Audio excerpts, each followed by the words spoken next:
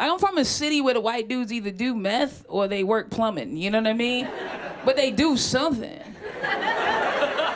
I never seen so many able-bodied white dudes just sleeping on the street, you know?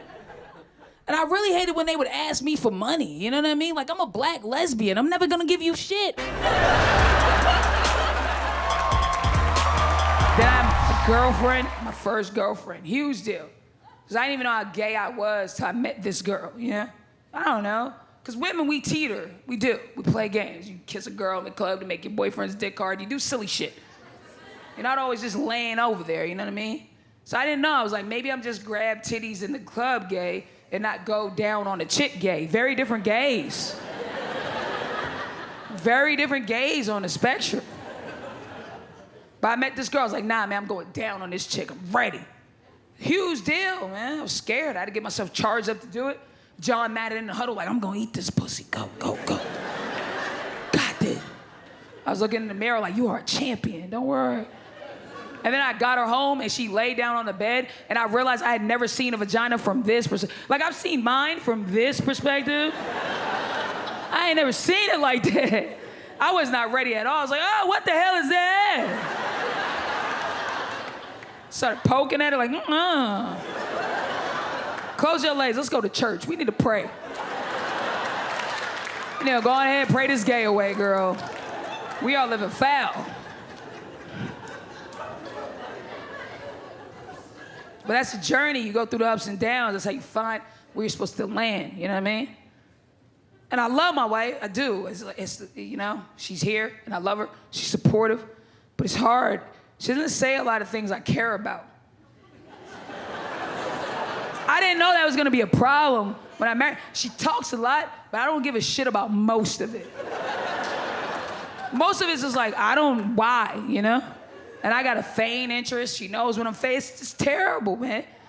And I wish it was different. I wish she was saying things that were more valuable to me. I really do. I wish she had more valuable things. And it's like, I know as feminists, as women, we're like, yeah, everything we say is our thought. It's like, yeah, her thoughts are valuable. But the shit that's actually coming out her mouth, garbage. Pure garbage. This is not good stuff. This is pointless, man. It's never in the clutch stuff. It's never things that are gonna save my life in the moment. It's never like we're driving over a bridge and she's like, hey, hun, crack those windows just in case we go off this bridge, land in this water. You'll be able to open the door, do the pressure, swim right out, save your life. Never information like that. Never solid. It's always just like, I'm in the kitchen pouring a soda. She strolls by, that's a wine glass. Soda doesn't go in there. Like, shut the fuck up. Maybe I want to drink my soda like a king today out of a goblet. I got my own plans. Mind your business. What's up, bro? How are you, dog? My girl gets on my fucking nerves, you know?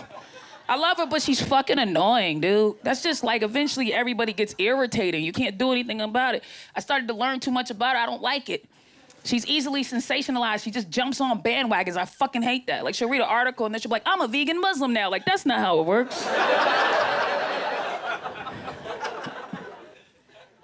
She's a fake vegan, too, and that pisses me off. She's not a real vegan. It's not genuine. It's not in her heart. It's not about the animals. She just wants to lose weight. That's not a real reason. That's trash, you know? It's like the Get Slim teas weren't working, so now she's a fucking vegan. Shut up. I watched her eat a vegan burger from White Castle, and now I hate her fucking guts. She got a vegan burger from White Castle. You don't understand. Her vegan diet has inconvenienced me several times. We can't go here. This can't touch this. And then she ate a vegan burger from fucking White Castle. If you don't know what a White Castle is, just imagine a crack house with a window on the side, with a crackhead in that bitch just chucking out sliders. That's a fucking White Castle. And she ordered a vegan burger from this place as if they didn't dip it in pork belly fat before they gave it to her. Then she ate it in my face and wants my respect. Like, nigga, what? It's dope to be back in LA, man. I've been on the road, so this is nice. It's nice to just take all this LA shit in, all these white faces in. Because I moved here from Boston, you know?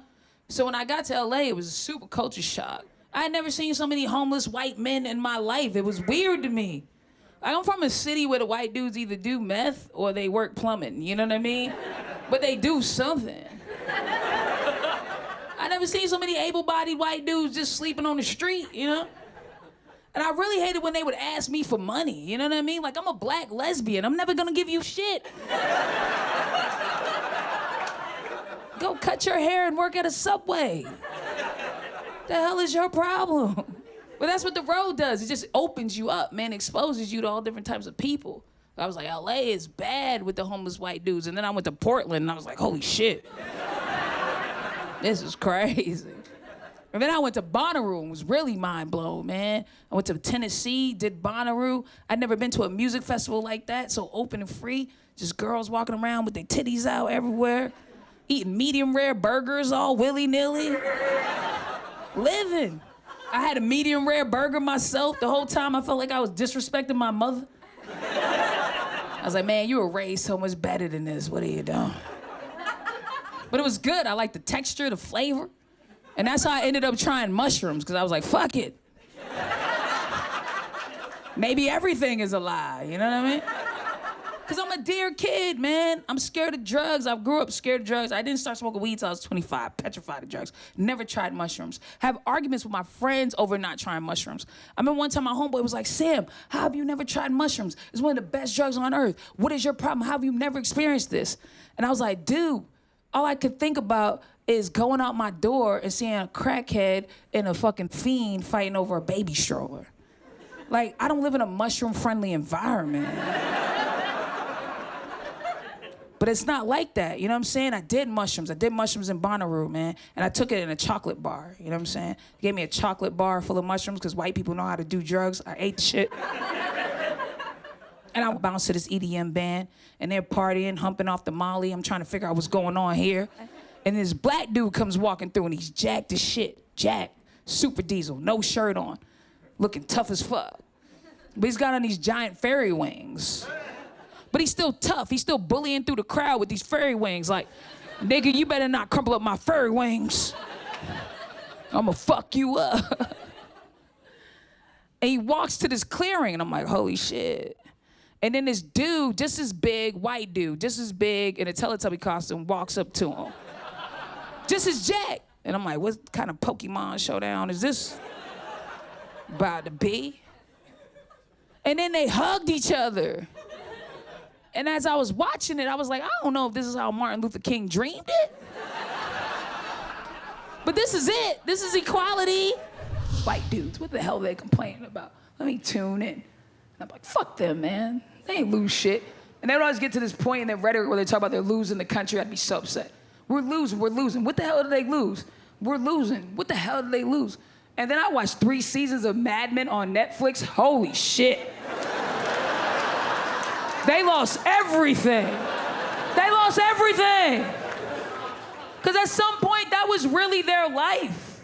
That's what no one understands. Like, we can't think about it because we never lived it. That was their life every day. They could wake up in the morning, bourbon on their breath, another woman smell all over their body, walk downstairs, kiss their wife in the mouth. She says nothing, just serves them pancakes with the perfect butter square in the middle like an Aunt Jemima box.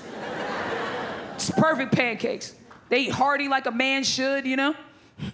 Jump in their American-made Cadillac, swerve all the way to work. Swerve the whole way.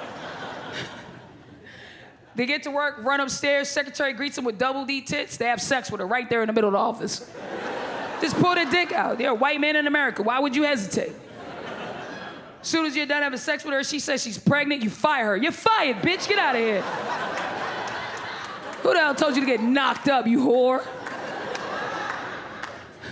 Go in your office, sleep off your hangover, wake up, go to a business lunch, get drunk again, and get a promotion. And that's what they did every day. That was like their life. No interruptions. And then like women started thinking, and black people wanted to eat sandwiches next to them, and no one went to shit. They lost everything. That's why they don't want Mexicans to vote. It's a slippery slope, man.